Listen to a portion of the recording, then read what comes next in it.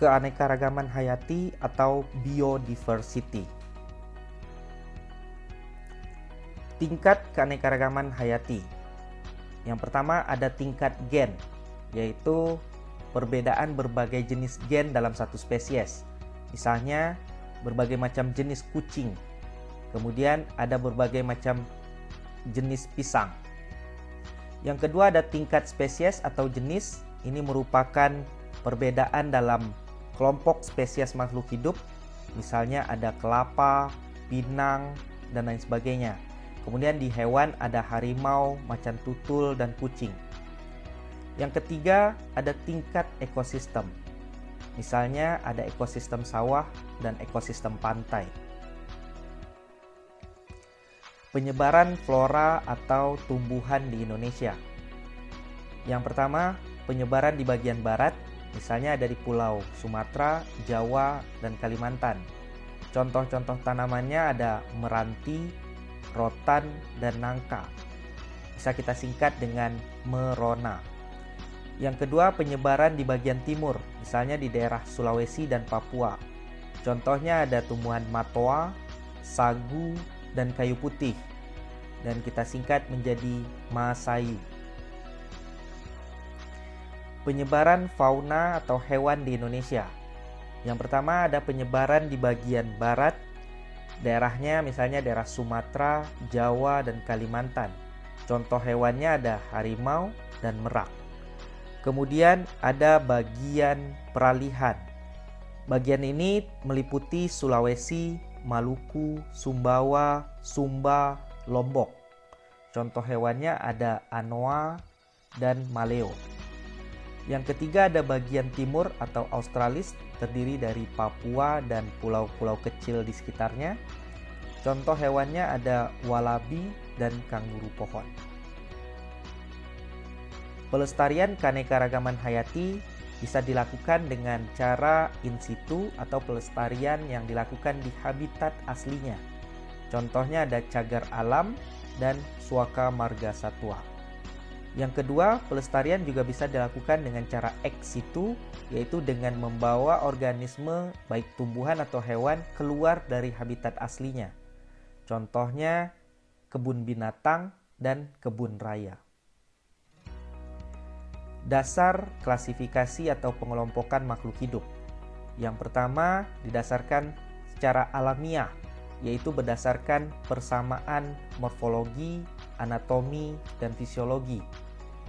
Yang kedua didasarkan artifisial, artinya berdasarkan kegunaannya.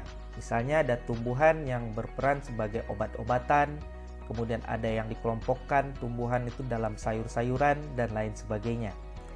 Yang ketiga dikelompokkan berdasarkan filogenetik, yaitu berdasarkan proses evolusi dari suatu makhluk hidup. Dan yang terakhir didasarkan secara modern, yaitu berdasarkan kekerabatan, ciri gen, dan kromosom dari suatu makhluk hidup. Tingkat takson makhluk hidup. Yang pertama ada kingdom atau regnum, terdiri dari Monera, Protista, Fungi, Plante, dan Animalia. Yang kedua ada filum atau divisi. Filum biasanya digunakan untuk mengelompokkan hewan, sedangkan divisi untuk tumbuhan. Misalnya hewan itu ada kelompok Porifera, kemudian tumbuhan misalnya diakhiri dengan kata vita. Misalnya ada tumbuhan paku atau bryophyta. Yang ketiga tingkatnya ada klasis atau kelas. Di hewan contohnya Aves, di tumbuhan contohnya yang berakhiran dengan edonae atau Opsida. Misalnya ada Dicotyledonae. Selanjutnya tingkat takson makhluk hidup yaitu ordo atau bangsa. Di hewan contohnya primata, kemudian di tumbuhan itu ada akhiran ales. Tingkat takson selanjutnya ada familia atau suku. Di hewan itu biasanya berakhiran dengan id. Kemudian di tumbuhan yang berakhiran dengan ac. Tingkat takson selanjutnya ada genus atau marga. Ini merupakan kata pertama pada nama spesies. Kemudian Yang terakhir ada tingkat spesies atau jenis. Misalnya ada Oryza sativa, nama lain dari padi.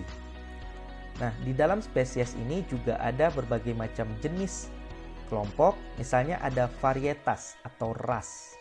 Contohnya ada Oryza sativa var indica. Ini untuk menunjukkan bahwa kelompok padi yang variannya indica. Nah, untuk memudahkan menghafal tingkat takson makhluk hidup, maka kita singkat dengan KFC of Garut Selatan. Sistem tata nama makhluk hidup.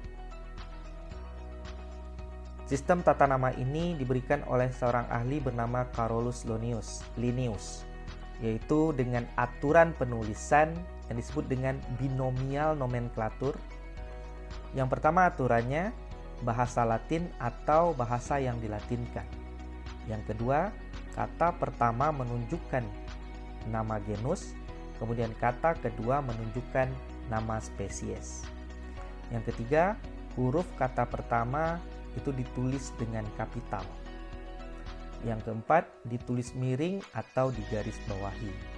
Dan yang kelima, nama deskriptor tidak digaris bawah. Contohnya dalam penulisan Glycine Max Mer. Ini menunjukkan nama kedelai. Perkembangan klasifikasi makhluk hidup. Yang pertama dimulai dengan klasifikasi dua kingdom, terdiri dari kingdom Plantae dan Animalia.